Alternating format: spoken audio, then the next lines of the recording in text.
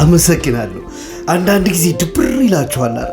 ይጨንቃችኋል፣ ወይም ደግሞ ያላችሁበት ሁኔታ ከባድ ኑሮ ክብድ ብሏችሁ አጠገባችሁ ያሉት ሁሉ ሸሽተው ብቻችሁን ቀርታችኋል አይደል? ትናንትም እነሱ በነበሩ ሰዓት እግዚአብሔር ነበረ፣ ዛሬም እነሱ በሌሉበትም ሰዓት እግዚአብሔር አለ።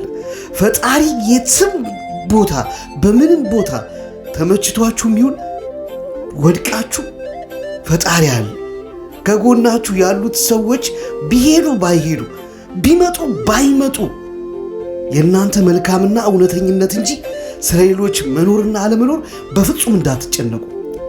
ሁሌም ግን ከጎኔ ፈጣሪ ያለ፣ ሁሉም በሌሉበት ሰዓትም አለ፣ በነበሩ ሰዓትም ፈጣሪ እየረዳኝ እዚህ ሰዓት ደርሻለሁ። ከዚህ በኋላ ያለውንም በፍጹም እኔ አላውቀውም ነው ማለት ያለብህ።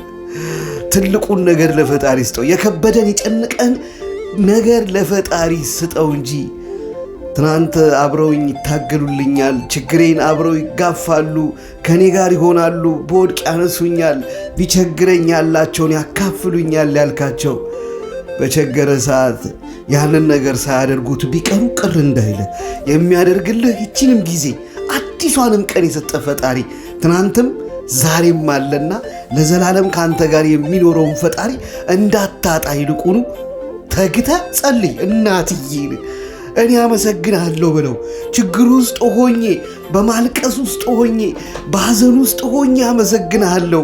ይህንን ነገር ማየት ያልቻሉ ብዙዎች አሉ። ዛሬ ምን አለ አንድ እድል ተሰጥቶኝ ፈጣሪን በለመንኩት ጸሎት ባደረግኩ የሚሉ ብዙዎች አሉ። ከትናንት ጥፋታችን ማረን ብለው ዛሬ አዲስ ሕይወት መመኘት የሚመኙ አሉ። ብዙዎች የሉም፣ አልፈዋል። ያንን እድል ስላገኘ አሁንም አመሰግናለሁ በል። ተንበርክ